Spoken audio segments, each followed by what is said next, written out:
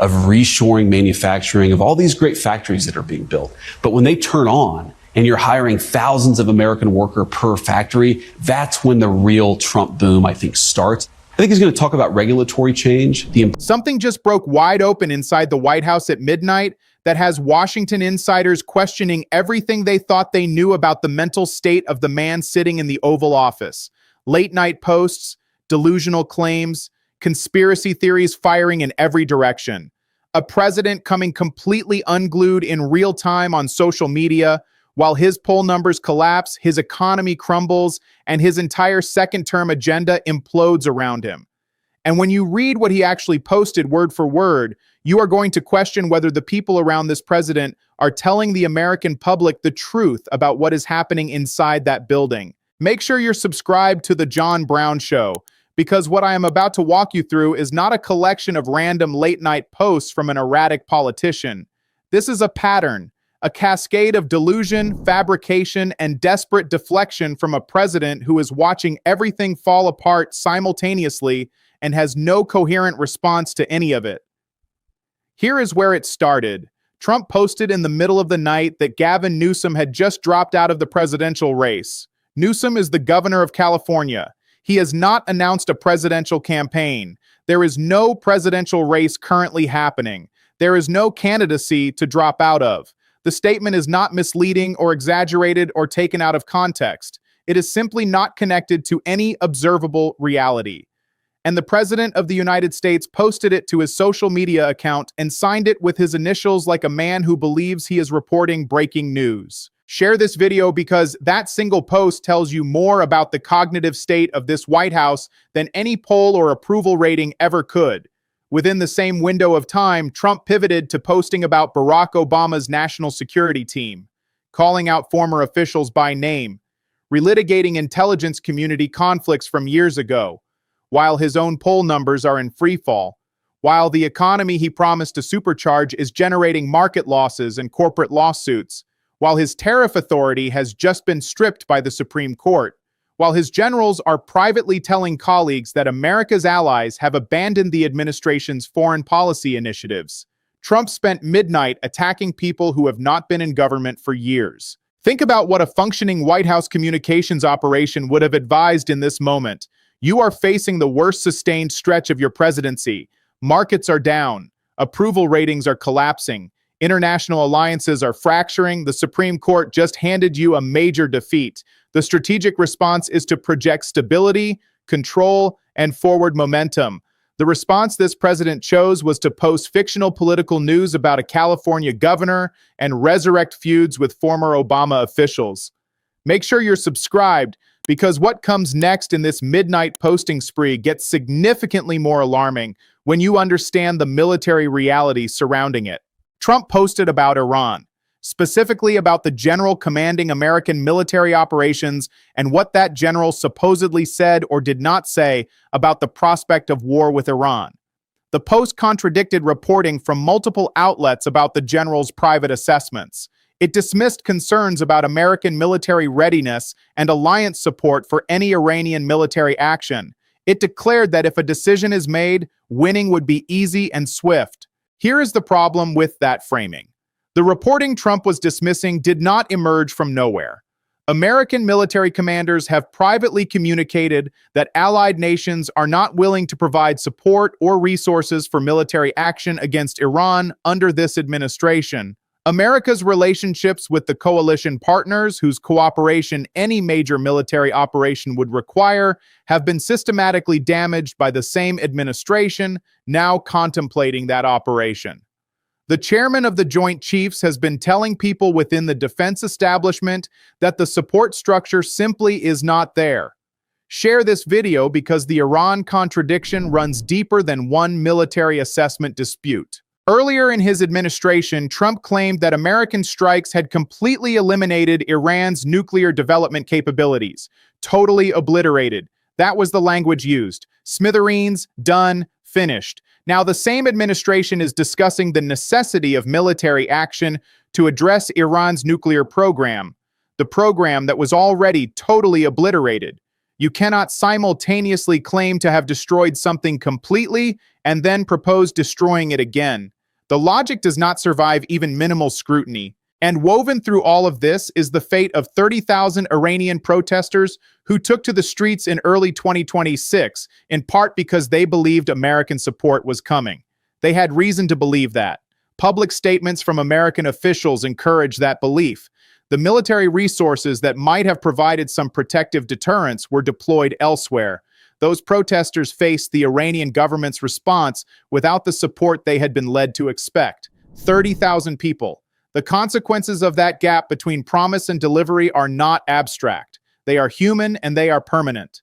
Think about what it means for a president to post midnight declarations about easy military victories while that specific history sits in the recent past. Make sure you're subscribed because the economic picture collapsing around these midnight posts is the context that explains the panic driving all of it. The markets moved sharply downward. The Dow dropped nearly 1,000 points in a single session. The S&P fell. The Nasdaq fell. And these losses did not occur in a vacuum. They occurred in direct response to the ongoing uncertainty created by this administration's tariff policy and the Supreme Court ruling that struck down the legal foundation that policy rested on. FedEx filed a lawsuit against the United States government seeking full refunds of tariffs paid under a legal authority the Supreme Court just declared invalid. FedEx, one of the largest corporations in the world, suing the American government because the president's trade policy was ruled unconstitutional. And J.D. Vance went on television to talk about all the factories being built, thousands of workers being hired per factory, a manufacturing boom happening somewhere across America in locations that have not yet been identified or documented or verified by anyone outside the administration making the claim. The Trump boom is just around the corner, has been just around the corner for months. Meanwhile, the Dow dropped 1,000 points, and FedEx is in federal court. Share this video because the international isolation picture surrounding this economic collapse is the part that the White House most desperately wants to change the subject from.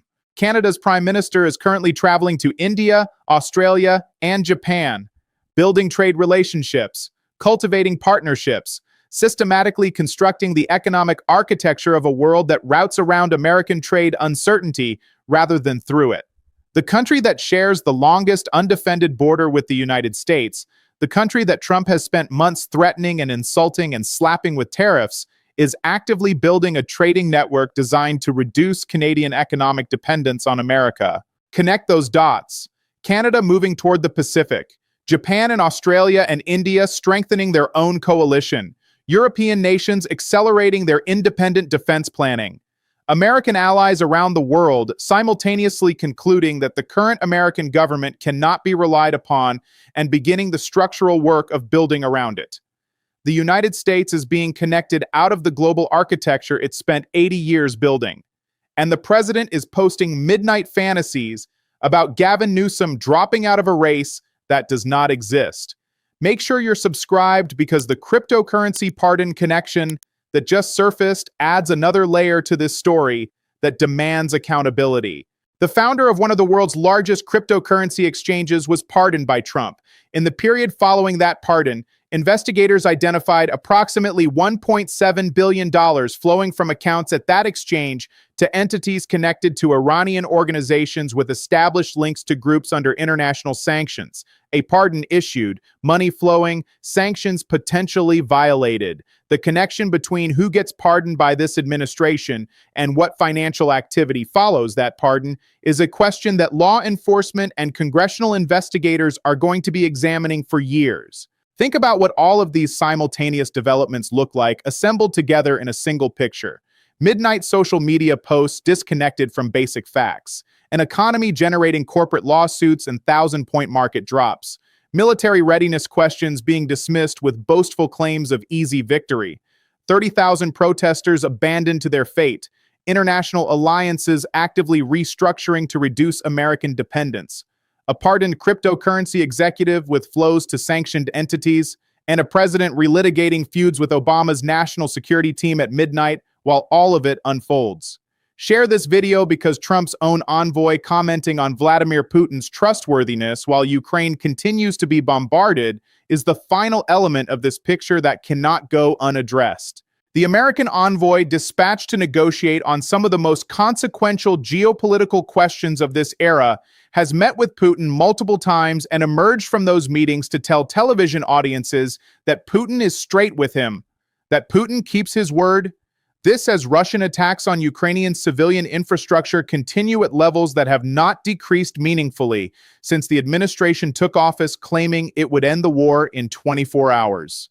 8 meetings with Putin, peace not achieved, attacks continuing, and the public assessment is that Putin is the kind of guy who keeps his word. The midnight posts make more sense when you understand what the daytime reality looks like. A president who claimed he would end a war immediately has not ended it.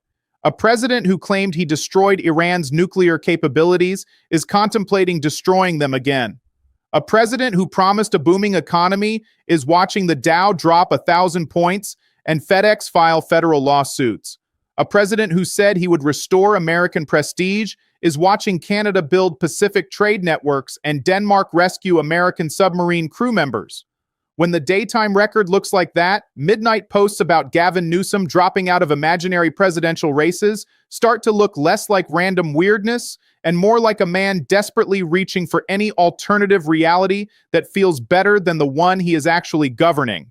The panic is real, the meltdown is documented, and the consequences of both are landing on real Americans every single day.